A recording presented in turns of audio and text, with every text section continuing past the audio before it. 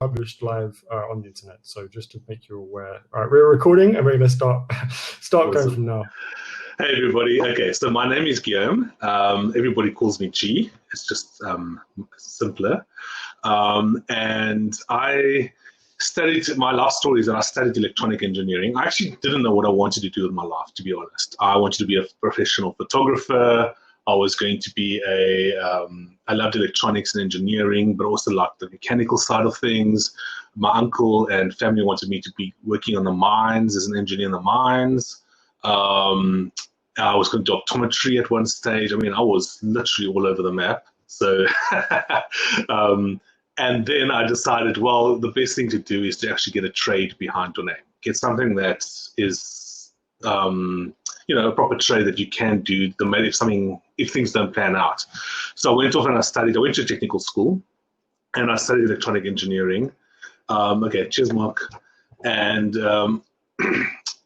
anyway, so I studied electronic engineering, did that for a few years, worked in a few companies. I managed to work at Mercedes-Benz in South Africa, work at a telecommunications company, etc., etc.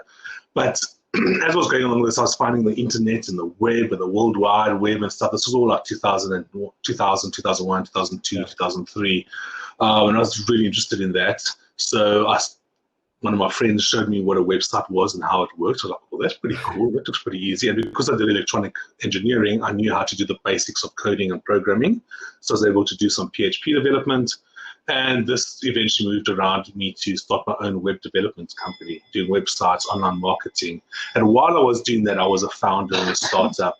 And I was like, wow, I don't really need much help because I had my little businesses now. I needed companies to come and send me businesses. So I joined like the BNI, Business Networking International, and I joined these things. I was like, I wonder what else is there. And I came across this thing called Startup Grind. And I was like, that looks pretty cool. No idea what it is. And then I got a message from them saying that, no, this meetup group's going to shut down unless you step up. So I was like, that's random, but okay. Nobody stepped up. Nobody took it over. So I figured, well, if nobody's going to do it, I'll take it over. I mean, hosting an event or doing this doesn't seem so difficult. Well, yep, hosting events are hard. And so I started to get involved with Startup Grind. I hosted the chapters here in Cape Town from 2013 until 2017. So for 4 years, I ran the events here, hosting an event every single month. We started off with about 30 or 40 people attending, and I grew the community that we eventually had on average, about 150 to 180 people joining our events, paid for tickets every single month. So that was it was really a great experience, and to show how to work with, I think, being consistent, exceptionally consistent, no matter what. We hosted an event every single solitary month, January through to December. Obviously, as December's holiday, South Africa completely shuts down because that's our big holiday, that's our summer holiday. So we'd do a party, or we'd do something small, or we'd get together, or we'd partner with another organization, but we did something at the end of the day. And I realized that by getting in good speakers, working with partners, and being consistent, religiously consistent, it really helped to grow the community because they knew that every single month there was a Startup Grind and they could come to it. I didn't stick so much to the date like, every Tuesday of the first week of the month. I didn't do that. But sometimes it's better to do that, but I didn't because my venue kept changing or my venue dates were difficult to get, or I had to accommodate the speaker, etc. But it allowed us to get, and because of that consistency, we were able to get better and better speakers. And we really had some incredible, we even had 500 startups flying into Cape Town and they were able to speak at our events in Cape Town and stuff. So we had some really, really cool things. Grew up a team, having a team around you, successful team helping you to do things you can't do on your own. You just can't. Like I was running around like crazy trying to get things done. But having a team, my team eventually built up to 20 people, full-time, not part-time, 100% part-time volunteers at 20 people. Some of them literally just handed out flyers. Some of them did some marketing, some of them did very basic things, but they helped at the end of the day getting that word out and growing that community.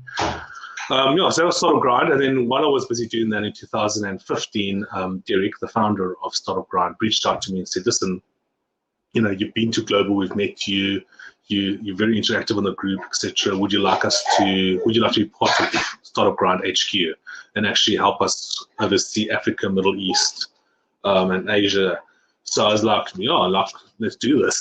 So I shut down my web development agency, and I became a community manager. Sorry, my kid is running around. It's supper time for him. Anyway, so that is how I became a community manager. I had no idea that there was such a thing as community management or that other people were doing this. I just was like, I'm just busy helping to organize that these volunteers do their monthly events. I mean, nobody else in the world is doing this, so I must be the only person in the world doing this. Okay, this is great. And anyway, as I went along, I realized that community management is actually a thing.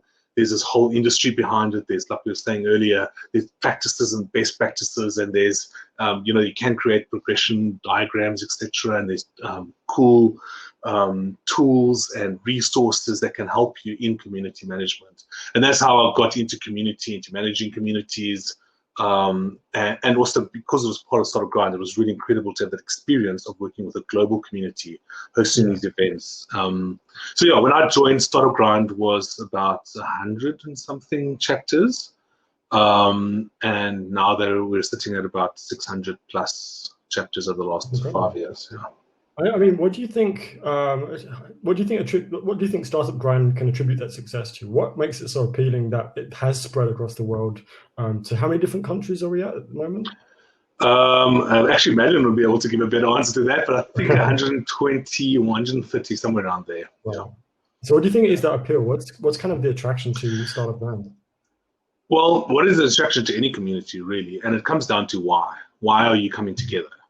Having that ethos in the community, but having the reasons for coming together. So they're all coming around Startup Grind. They're coming around the idea of let us help other entrepreneurs, and let's do that at a global level. That is what people bring them in. So people join for various reasons. Obviously, they've got their own personal things, or it's altruistic, or it's because they want to be seen as a leader in their community, or it doesn't matter. At the end of the day, the reason why they're even attracted to Startup Grind in the first place is because of what Startup Grind stands for. And it's really important. If you look at all the communities around the world, if there isn't something that they're standing for, it just nothing happens. There has to be the true north. There has to be that goal, the reason why they're coming together. So whenever people are putting together a community or wanting to start a community, I always ask them, listen, why are you starting this community?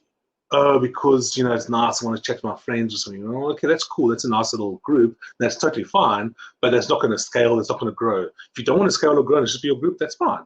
But if you want this to become a bigger thing, then you have to have that reason why, and you have to have not a motto or a cause behind it that will help drive people into it and get people to buy into why you are doing things. Okay. And did you, when you joined Startup Grind, was this made very clear to you at the start? Like, this is our why, this is why we're running things? Or was that kind of something which developed over time? It's to communicate, educate, and inspire. Yeah. Okay, awesome. Just for everyone listening in, some of you contributed the questions when you signed up for the ticket, but feel free, as we're talking here, if you've got any questions which you think of live, please throw them into the chat, because I'll be going through some of the ones asked in advance. Anything live will be coming to as well, so please feel free to interact and share any questions you might have for G. So before we dive into some of the questions we were asked, I just want to ask one thing, G. You spent quite a long time with electrical engineering, and that's what you studied. Has that helped you in any way with community? And is there any parallels between electrical engineering and what you've done with community? Yes and no. I think the biggest thing for me for community is that I love systems and processes and efficiency. So having had studied electronic engineering helped me to do some coding and do basic understanding of systems. I find a lot of community managers that don't understand systems battle because it's just so much information. So they don't know how to put the reports together. They don't know how to manage the community's information. They don't know how to, not that they don't know how to, but they just battle with it. It just doesn't come naturally to them. And that's fine, because what happens is they excel and they're really good in other stuff, in actually bringing the community together, in actually creating those dialogues and communications, or creating really cool rituals within the community. which is very important. So it doesn't matter, just because you're not good at one thing, it doesn't mean to say that you're bad at everything, you know. So everybody's got their strengths, and you really have to play to your strengths. And for me, I was able to play to the strength of creating efficiency. The reason why we weren't able to scale to 600 chapters was because I was able to put systems in place to be able to manage those 600 chapters and the systems around that, etc. And the information flow. And, you know, if you're having 100 people or you're having 1,000 people applying for something and you're manually capturing those things in emails, then you've got to go through your emails to find all 1,000 emails and then send them to the next email. You're going to be doing emails all day, you know. But if you had an actual process or a program that could push them through the whole process, totally automated, you can easily get through 1,000 people, find your 100 people, and onboard them and get them up to running and get them trained, etc. So, you know, it's yes, that has helped me in the electronic engineering field, but it's not. I didn't like use any guru or magic or anything. It's very, very, very basic. Hardly coding. It's the APO. It's what they actually call no code and low code. I use no code and low code principles to scale. Okay. And have you got an example, again, you kind of mentioned like the email situation, but have you got an example of a system you implemented which really, really was influential with Startup Grind, for example? Well, we did the onboarding application, which when I started was done on spreadsheets. Was really hard to keep track of everything. We've been through 3 or 4 iterations. In fact, I think that Rish completely changed the whole process again, which is good. It's you know, evolving and getting better and better. So I built a system which allowed us to automate the process for the applications. Once they've applied and they go through everything, filling all the information, all automated with emails and back and forth. Then once it's complete, we then vet them, we jump onto calls with them, and then from there, and because it's all in the system, you know exactly who you got to call and who you got to contact, where they're on, what stages, everything in the dashboard. And then from there, we are able to choose the people that we like. And then once we've approved them because of you know, they're the right fit for the community, we then are able to onboard them and train them properly. So creating using LMS tools, which is learner management systems, I think. So using these systems to be able to teach them, because at the end of the day, if the community don't know your rituals, they don't know what you're standing for, they don't know your tools, they don't know, you know, standardizing how an event looks like, how this works, when to do this, who to go for this help. If they don't know that, it's just going to be a mess, and then you're spending your day just helping them. But if you teach them and train them, it takes a lot of the work away from you from the support side, which means you can focus more on the actual community and other important things. Thanks.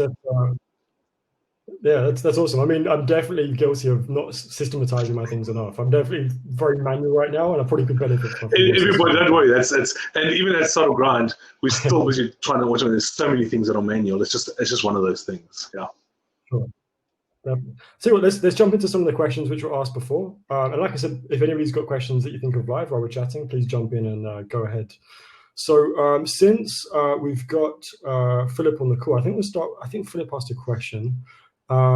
He said, where do you draw your inspiration from to keep your events interesting and the community engaged after so many years? So have you got an answer for that, Chi? That's actually a good question, as in, it really depends on your community. Now, at Startup Grind, I don't know, Philip, do you mean at the global level or do you mean at a local level? If you could just reply in the chat there. But basically, actually, do you want to bring everybody up on stage and we can have an actual conversation with everybody? Do you want to do that? We could do. I don't know. Does anybody want to jump on? Sure. We can actually have a conversation. Make it interactive. We could. Let me just let's try it. So anybody, if you're on the call right now, I'm going to bring you on stage. Feel free to keep your camera off if you want. Feel free to still listen in if you want, but just accept the permissions to come on, or otherwise deny the permissions, and that's fine. You don't have to come on. Absolutely. Yeah. All right. So I've just given you all permission to come on stage. Let's get this rolling. Like a true AMA style. Hey, Philip. There we go. Hey, Philip. Hey, you got good internet in Cape Town. There we go. Sorry, Tom. So Philip actually said it's for local events, but the community on a global scale. It's Madeline. Hey, Madeline. And Sabina's there as well. I know Sabina. Hey, Sabina. Hey. Yeah, have you got an answer for that, G? What would you say about local events? Where do you draw your inspiration from over a Okay, yeah. extended period So of I see time? Philip asked for local and then global. So locally, it was about the hot topics. Really, being local, you know what's going on, and you're feeling that pulse. You know, like, oh, right now crypto's hot, or right now creativity. Because I know Philip, you're running the community side, that side. So right now the creativity in marketing is really hot. So let's get speakers. Let's talk about that. Um, and that's one of the things, looking at the different trends, but then also looking at what is lacking in the community. So where do you see the gaps? For example, at one stage, very few workshops were being held in this ecosystem. So let's put workshops together to be able to help train people up to get to the levels where they need to be for whatever reason. And that's obviously, I'm talking in the entrepreneurship world. For yourself, in the design world, actually, Philip, tell us a bit about yourself. There we go. Because Thank he's you. got a cool story. So. Yeah. So as far as community management is concerned, on a local scale, it would be running a local chapter of Creative Mornings Cape Town here for the past 8.5 years. Nice. Odd years. But I really do love engaging global communities as well, helping out with a bit of community management on the Buffer marketing community as a community host there as well. On a professional background, though, I'm a traditional marketing manager, so that's kind of where I'm coming from. So there's a bit of interest in all of that. So that's a super valuable AMA for me today. So thanks so much for the insights there. And I mean, from our personal dealings, G's been like a massive inspiration ever since. So yeah, thanks so much for that. Yeah, thanks, Philip. Awesome. First of all, respect Philip as well. Like 8.5 years of hosting the Creative Mornings events. That takes some real going. So respect for that. There's a lot of it. I think our longest chapter at Start of Grind is also about like 7 years or 8 years or something. That's like the longest. And it's literally about 2 or 3 people that are doing that. It's really incredible. So yeah, it's coming down to the themes, looking at the pulses, looking at it. I get it from talking to people. The inspiration I'm from talking to people, seeing what's happening, going to events, seeing what's happening on the ground at a local level. At a global level, it's looking at the trends in our industry. Where are people going? What are people talking about? What's happening? And because we have so much people talking about things, you can kind of pick up some of the trends. Like, for example, in 2018, Bitcoin was super hot. Right now, Bitcoin is hot again because, the explosion, or crypto, etc. So it's just keeping an eye on those things and creating themes around that, and pulling information from the people on the ground, because you're there to serve them at the end of the day. And I've got a question related to that. What kind of method do you take for that? Is it being there at the event, listening in person, kind of keeping note of the topics coming up? Is it like emails and feedback questions? Is it other types of methods? What is your method for getting feedback from people? My personal method is everything, like email, everything. And it's just like, oh, I've got a feeling that this is quite hot right now. That's me. But you can also systematize it much more and make it a more proper process and send out surveys.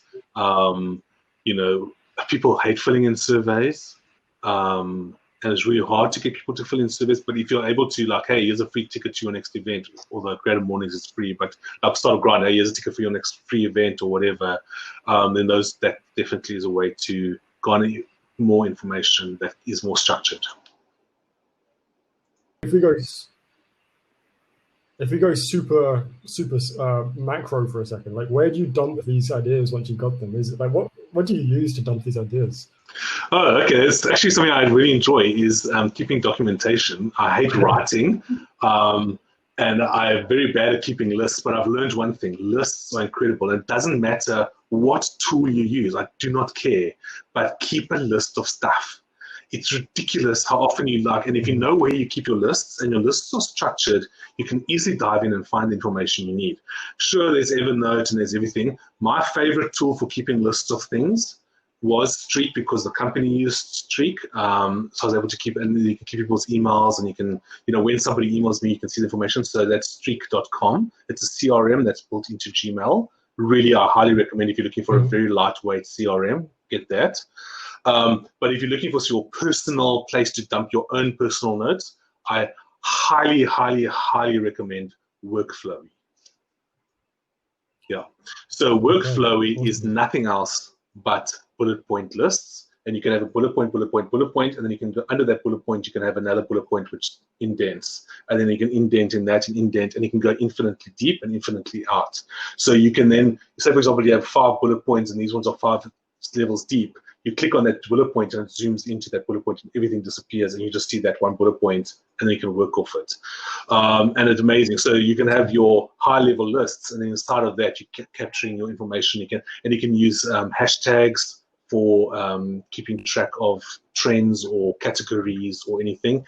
And if you start getting into Workflowy, you can literally go down a wormhole for months on the power of Workflowy and the add-ons that you can put into Workflowy. It is just phenomenal. I don't like Evernote because Evernote is too, you got your different sections. You got to click into that. In those sections, there's information. It's just too bulky, too big, too much. It's not. Workflow is super simple, super lightweight, super fast, and it works the way my brain works. That's just personally me. But there are other ones. There's a competitor Workflow, and I can't remember the name now, which is also quite good if your brain works differently. And then, it really depends on you. Yeah. Sweet. I really love Notion. I use Notion. Notion's amazing. Yeah. Notion's incredible. Absolutely. I've been using that a lot recently. When I'm researching stuff and I'm brainstorming ideas, I put it all into Notion, and that's kind of my place. Notion and Airtable I absolutely love those tools. Really amazing. Great. It looks like Beth's joined the call, so I'm actually going to read Beth's question out now. Cool. She contributed before the event. Beth. And she said, how do you truly keep your community global amidst language barriers, cultural differences, and time zones? Have you got an answer for that? How do you keep your community truly global amongst language barriers, cultural differences, and time zones? With extremely great difficulty. In order to keep it global, you have to speak one language. We, obviously speak English, being a more American company. However, having said that, not restricting the local communities to speak English. So what we did as Startup Guide is in the beginning, it was like you had to speak English, at your event speak English, everything was English. And that's fine because we were mostly in English-speaking countries and we needed to standardize it and just get things going. But as we grew, we've had to go to listen, you can speak in your own language because some people would join the community and they weren't able to speak the language, Hey, Beth, welcome to Come On Camera. And at the end of the day, it is really difficult to keep that. Cultures are extremely difficult because the difference and nuances within culture is very difficult. You being who you are, you don't know the other person's culture. And you can't say you do unless you actually spend years and years training in their culture or learning their culture. And that will be one subset of so many different options. Yes, you can, at global regions, there are different nuances and stuff to take note of. Like in certain countries, it's if you talk loud, you must talk softly, and you must be looking down, you mustn't be looking in the eye, certain things like that.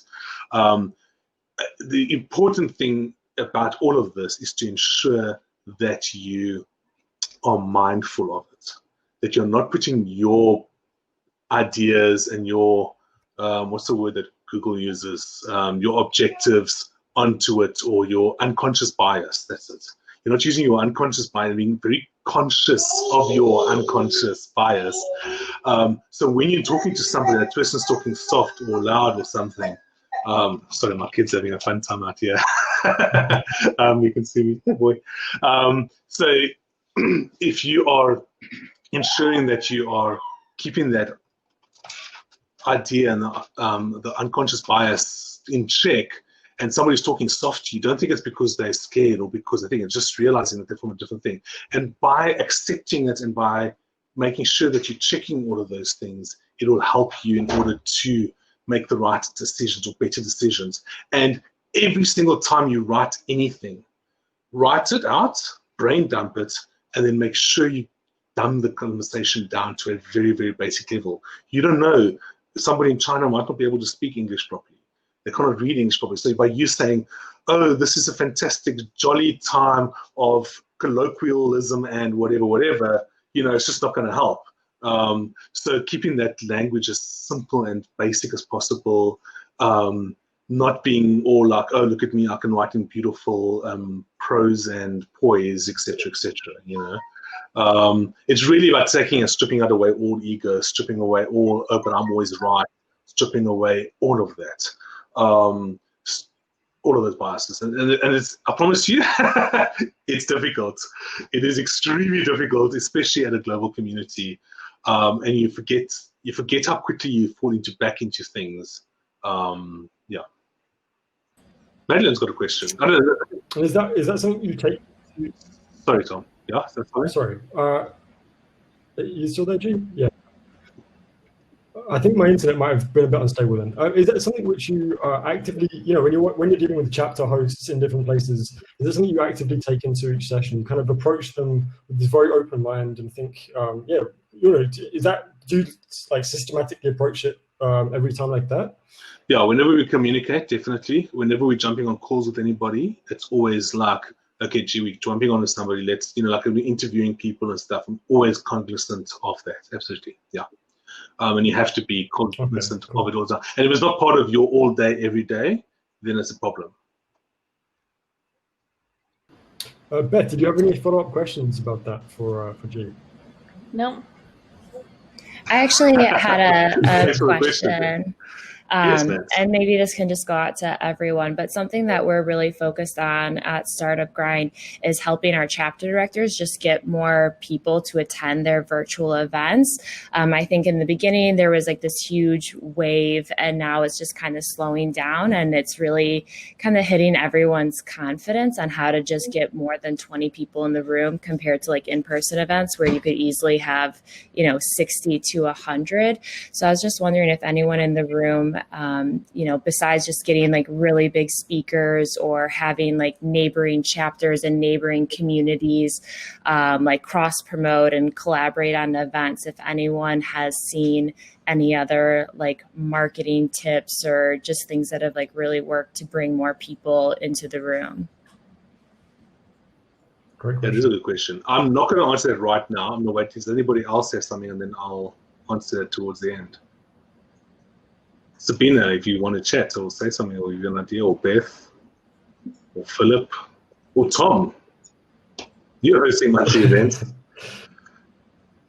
Sure. I mean, the only thing I've noticed, and some of the other things I've been hosting, is just, and I guess you know this anyway, but the only thing I've felt is really listening to what's really needed to say right now. Like, for example, people always attend stuff they need to, not the stuff they want to. So it's finding the stuff which maybe isn't being put elsewhere and providing that is the key thing. And, for example, I think what would be super popular right now, it might not be big events, but it'd be super intimate events, would be like almost like dealing with uncertainty, for example. And I know there's been tons of stuff on this, but creating like small mastermind groups around dealing with uncertainty or stuff like that, I think would still be able to get a really strong membership. We're coming back regularly at a time like right now.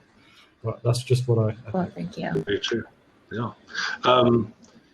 If anybody else says something to that, Philip or somebody? Yeah, Philip, yeah. Yeah, I'm taking an example from Creative Mornings because that was like also a in-person community that now has been taken virtual since almost a year. Like March last year was the last physical event. And we've been going through some chapters early adopting, other chapters like really taking long, some chapters not having any virtual events at all. So it was a bit of a learning curve for all. I think from some of the chapters that were sort of jumping on board later on, they were like drawing a lot of sort of learning and conclusions from the chapters that were pioneering it.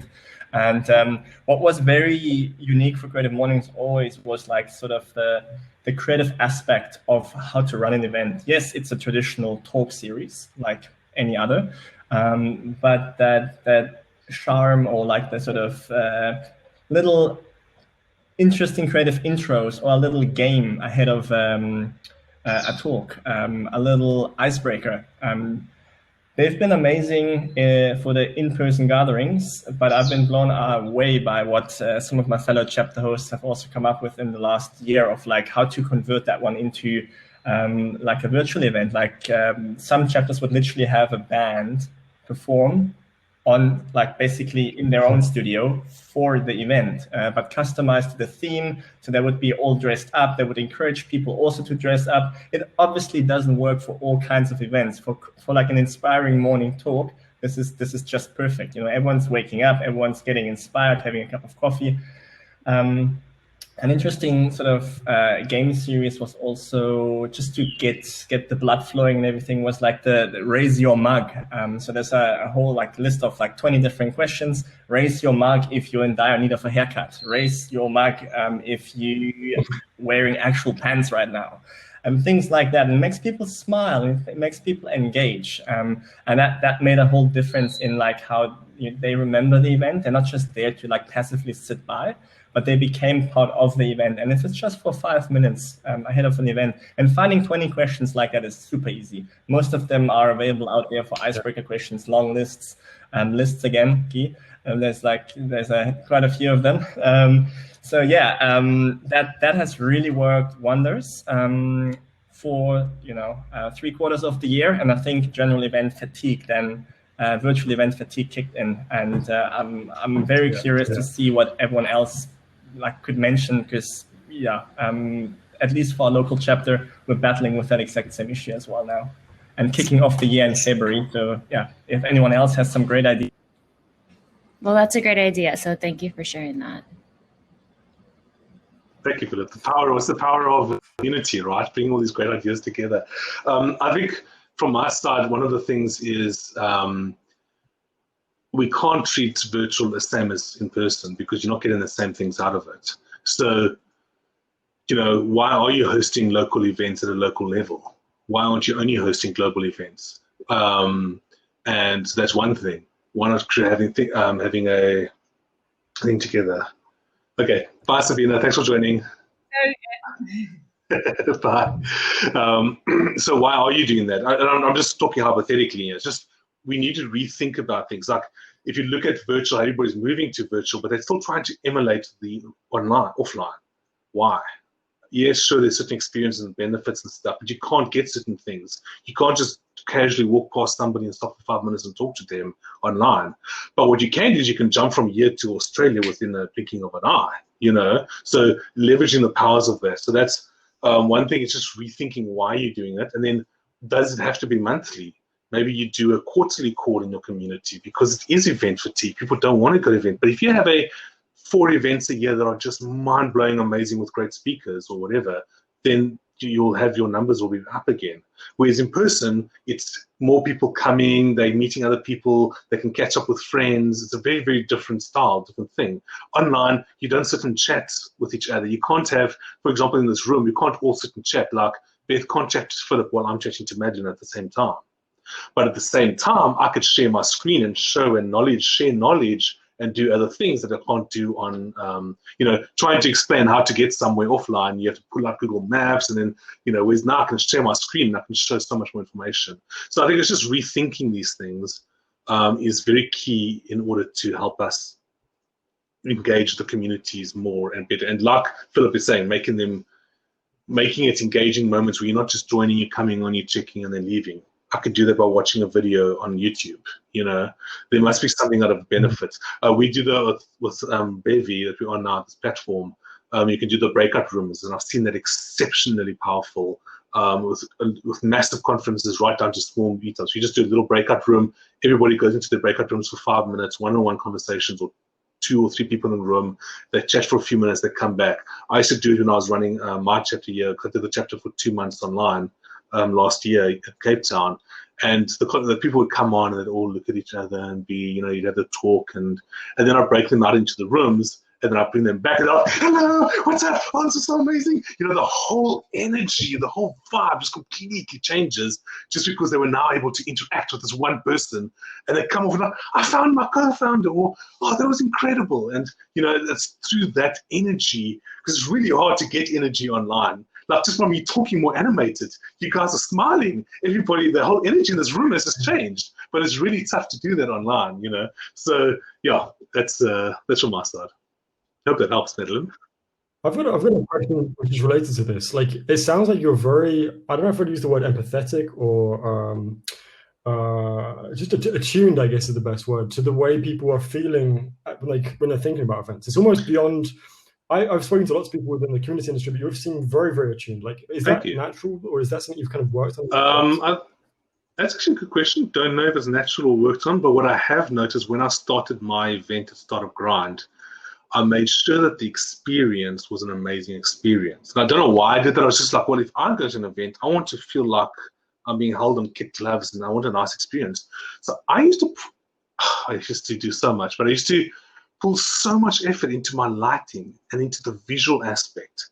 So when you climb out of your car at the venue, there was somebody there to greet you and walk with you, you know, or at least you'd see, oh, there's a banner, that's where I need to go. And you felt protected. I would have a security guard. In South Africa, it's important that you are feeling safe from your car to the venue. Then you walk into the venue, I'd have arrows the whole way through guiding you. So you didn't have to think about it. And it took me hours to put those damn flyers, those damn arrows up, you know, because the one venue was in the clock tower, which Philip knows, which is like you got to go through 3 different lifts across 3 different things. It was ridiculous. Then when you come inside, there's nice music playing, and you come in and you see this. You can ask Madeline about the Start of Grind playlist. You know, actually, some of that playlist has made it into the Bevy playlist. You know, so you know, you walk in and you're feeling this really cool vibe, and that vibe makes you go, yeah, okay, this is pretty cool. And then the person that greets you at the door, every single touch point about the entire way was just. I made sure that you felt great the whole way. So by the time you're sitting down, you're not just, oh, this is another event. You come in and nobody's spoken to you. I'd have ambassadors walking around the room, talking to each other, making sure that they would, if they saw somebody standing alone, they'd go up to, hi, you know, I'm so-and-so, can I help you? Can you do this? Or, you know, and just find out who they are. Just show some basic interest in the person. It's not difficult. And they totally open up. It's incredible. Online it's difficult because everybody comes into the room. So they're all sitting here. You can't have those little one-on-one conversations. Okay, everybody jumps in, chuck them into the breakout rooms so they can create the energy.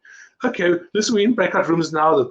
The meeting's starting in 5 minutes. We'll do 3 minutes quickly. Some more people join. Okay, we're now going to send those 3 people. We're going to do another 3 minutes of breakout rooms. Cool. Everybody's in the breakout rooms. They're all chatting. The conversation's going. Right, let's bring them back now. Now let's do the introduction. Let's do the stuff that has to be done. All right, afterwards, let's do some more breakout rooms to end the session off. Or like, I love Philip's ideas of the gamification around it. It really, really makes a big difference. So, yeah. I love that. That's awesome. And, you know, Madeline said in the comments here as well that the reason she's still at Startup Grind is because you made her feel so welcomed. It's definitely a special gift. So that's really, really awesome to hear. And I think, you know, I think it's something which must come, it sounds like something you just do so naturally. Even on this call today, as soon as somebody joined, as soon as somebody left, it's almost just natural. You're like, oh, bye, hi, da da da. So it must be, yeah, it's really admirable. And well done. Thank you. I appreciate it.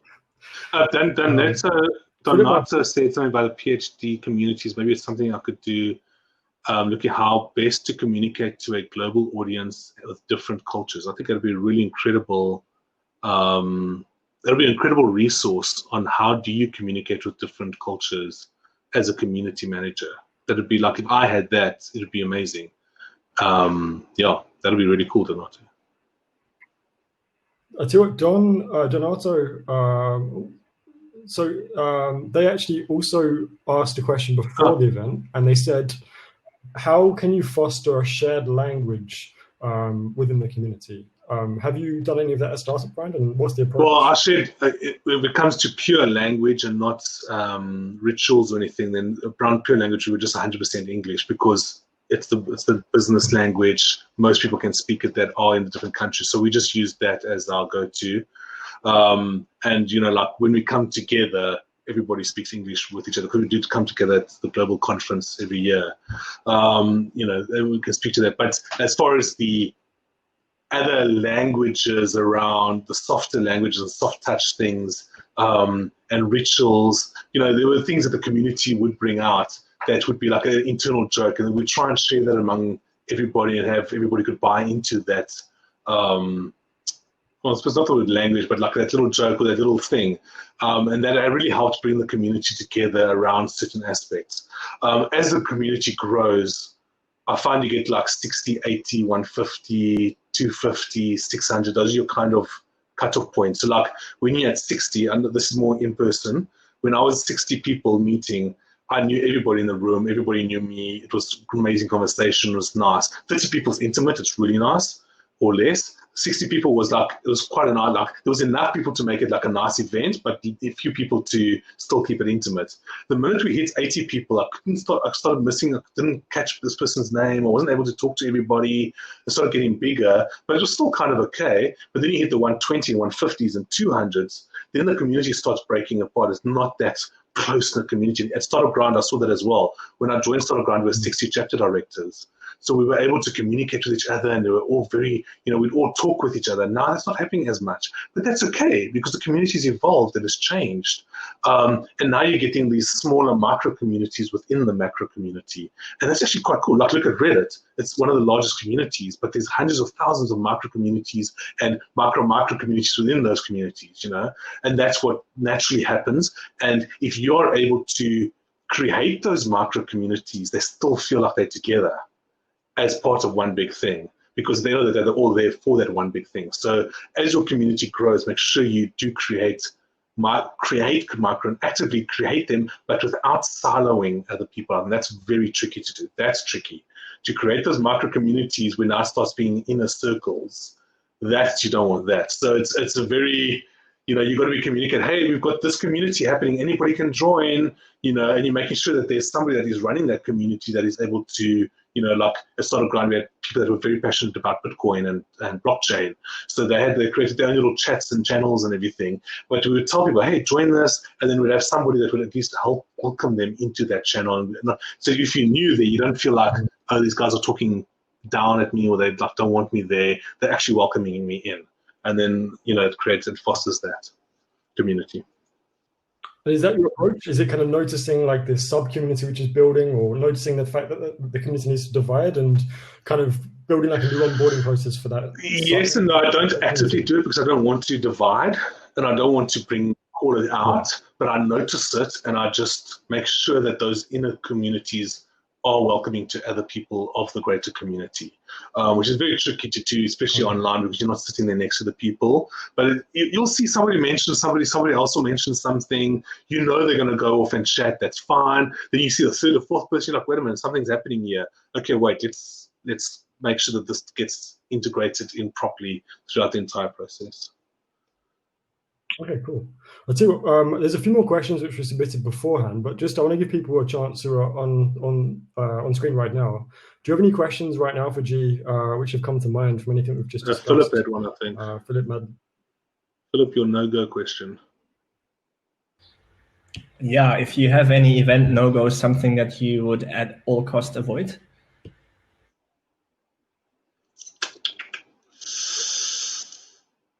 Yeah, that is actually a tricky question. The one thing I would 100% avoid, I actually don't know, because at the end of the day, it totally depends on the community and what you're trying to do. For example, for me personally, if I ever host an event, I'll make sure the AV, the lights, it's done nice, and I'll pay the money that needs to be paid and get sponsors to do it. But my successor that took over Startup Grind, they didn't do that, and it was fine. The community still grew. The community still went on. It was totally fine. The community did change as a result, which is interesting, but it also changed because it's a different leader. So that it's a totally different feeling and a totally different way of doing things, and different networks and different connections, etc. So it wasn't a bad change at all. In fact, it was actually maybe even a better change. And it opened things more up to other people, and it did more certain things. So at the end of the day, like, if I, would you ever run an event if only less than 10 people rocked up and you cancel the event? No. 5 people in a room can have the most incredible conversations. Or what about a bad speaker? Bad speaker, there is no such thing as a bad speaker. Everybody learns things. I could be a really bad speaker because somebody could be sitting here going, gee, you're talking tiddlywatts, and I don't really care what you're saying, and that's fine. So I'm classified as a bad speaker then. So at the end of the day, there isn't, the fact that you're hosting events and you're bringing people together, whether it's online or offline, around a shared vision or purpose in order to help them get better at what they're doing, there is no such thing as wrong. Okay, that's awesome. Great question. Yeah, this is actually a cool question. It's a little bit... There's actually a question which was submitted before. It was, I don't know who wrote it, but it was What would you like to see go away from this space? And I think they're talking about the community industry in general. Have you noticed anything the last few years which are perhaps toxic, or things which have changed which you would like to go away? Oh, like go away from the space. I thought you meant like, what would you like to go? So. That's what I go, you know, like what should you take away to become better? Let's do it both ways, because I see it both ways. So let's talk to what could we do about toxic and bad. I think one of the things that I don't like about community management in general is that people think it's social media management, which it's not. And it's like, come on, people. There's an entire like thing around this. This is not us managing social media, you know. And I really hope that that goes away and that companies come around to the fact that community management is a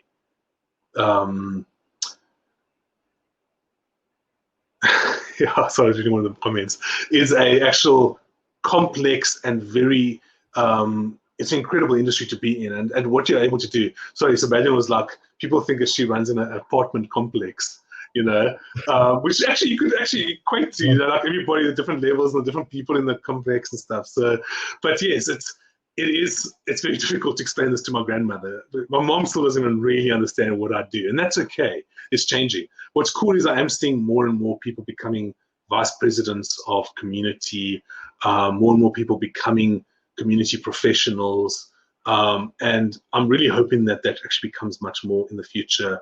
I know that CMX is doing a lot of work on that. You know, they've been pushing it for years, and the more people can talk about it, the more people can push it, the more people we can get into that, the more it becomes. Should community sit under marketing? Well, it depends on the business, but actually it shouldn't. It should be its own entity doing its own thing. It should, you know, it shouldn't be under the CMO, because what their goal is business driven. Community is not business driven. Yes, you can use it to create business and to create cool stuff, but the sole focus of it, or purpose, is for it to build a community around your brand or around your feelings or ideals or whatever, and that should remain the focus, not the fact that you can monetize it, which is what the CMOs or the community marketing side of things do. So that's just my personal opinion. Yeah. Yeah, great point. I love that. I completely agree. There's been lots of job applications I've seen where it says community manager just discusses Facebook and exactly. Community is not just social; it's so much more. And I think that's the problem, because it is community on social media is a community. It's where you engage with your community, but it's not your community. That's only a slice of your community. Yeah. People who buy your products or people who attend your non-profit organization for whatever reason or buy into that. They are your community, you know. Yes, they might communicate on that one channel, but that's not where they all are. That's not your community. Yeah. Totally.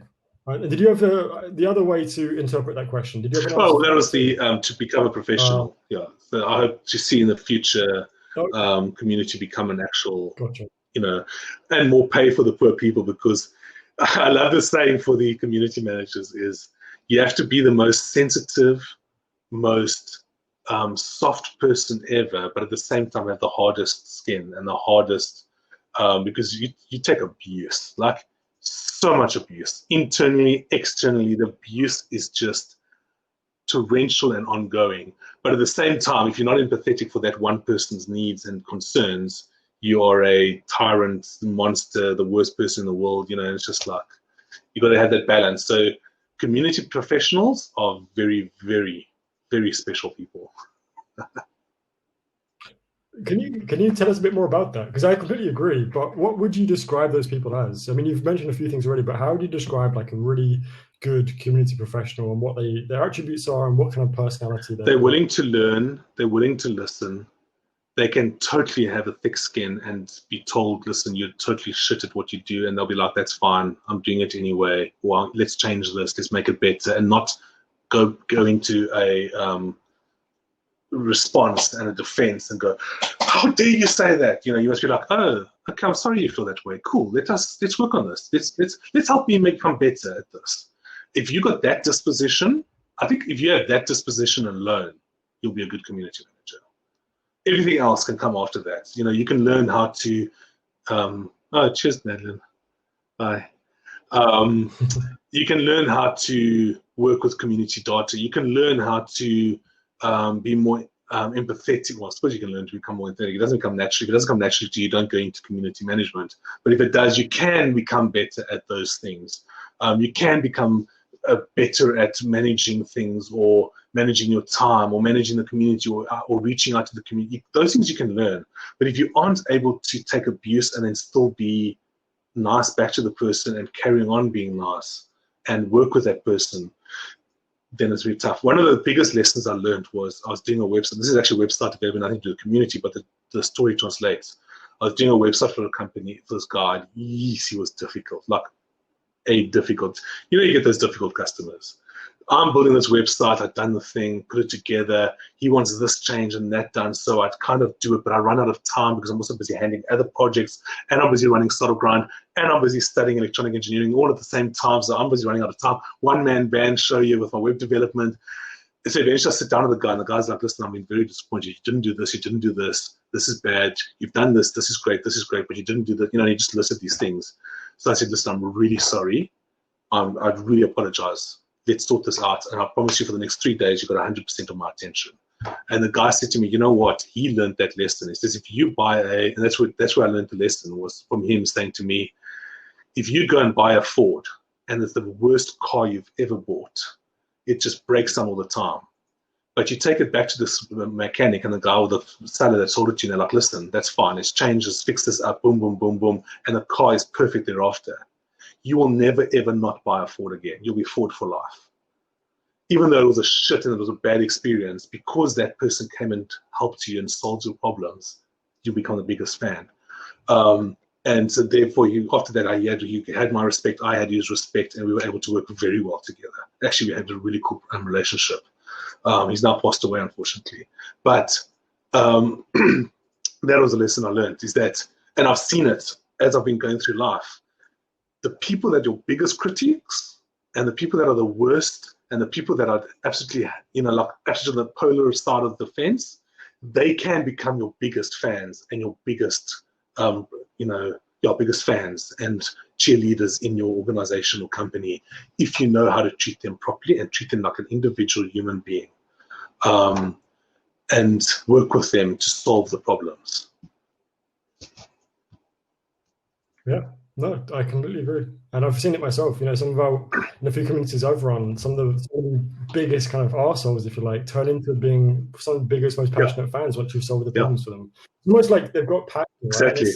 That passion can be good. That's exactly it. That's exactly it. Your passion, because these are passionate people. They carry through, and they take it out on you. But then you work with them, and then they realize, and then that passion changes, and you're able to condition that passion to the other side, and then it's magic, because then they're like, how dare you say that about the product? It's the best thing ever, And then everybody, because they're so passionate, believes them and starts following them, They become great advocates for your community. So, Yeah, I like what you said as well. It reminded me, you said something about where kind of the community managers are always taking the brunt of people's, they're kind of dealing with people. And it almost is like an extension of the service industry. We're not waiters, we're not restaurateurs, but we're actually kind of in the service industry. We're creating great experiences, whether that's online or offline, or vocal or in text. But it's kind of in the service industry in many ways.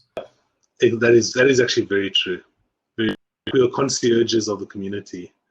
Yeah. Which means that Badlands thing about apartment complex is actually way more accurate than the first. Yeah, exactly. Exactly. Yeah. If anybody doesn't quite understand what you're doing, just say, it's like running an apartment complex. There we go. Boom.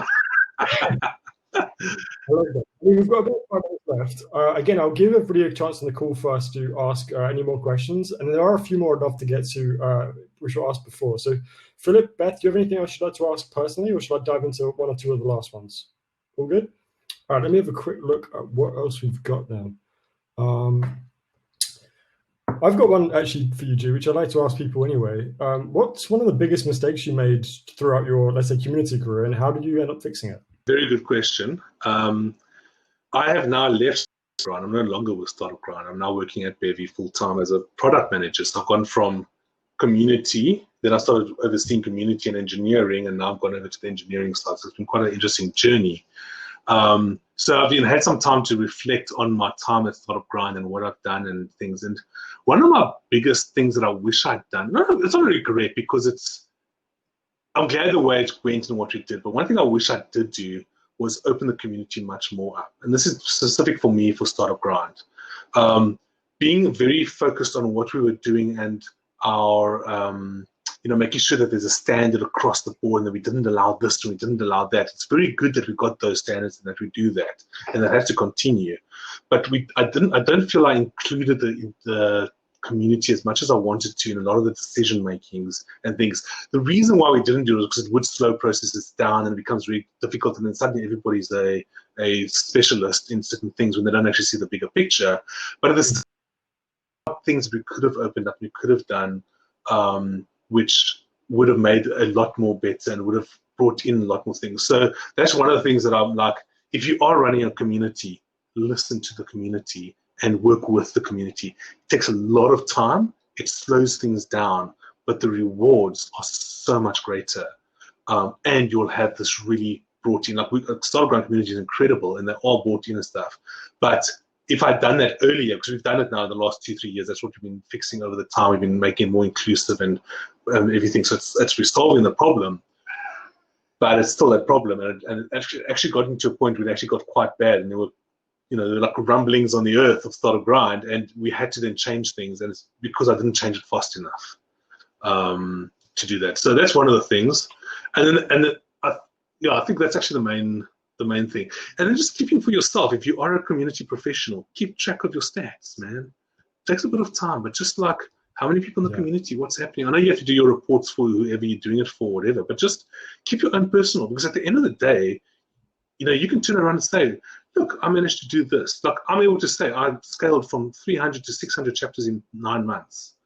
Like, that's a really cool thing. But that's basically one of the main things I did at Startup Grind. I've got other cool stuff that I did, but I never kept track of the stats. So I can't go like, oh, I also did this and I also did that. And so as a professional, community professional, keep track of your own personal stats and make sure that people know what you're doing and how you've managed to increase certain things. And stats could be anything. I know often the question is like, what stats do you track and how do you keep those stats and where do you go with those stats? And it really 100% depends on your community.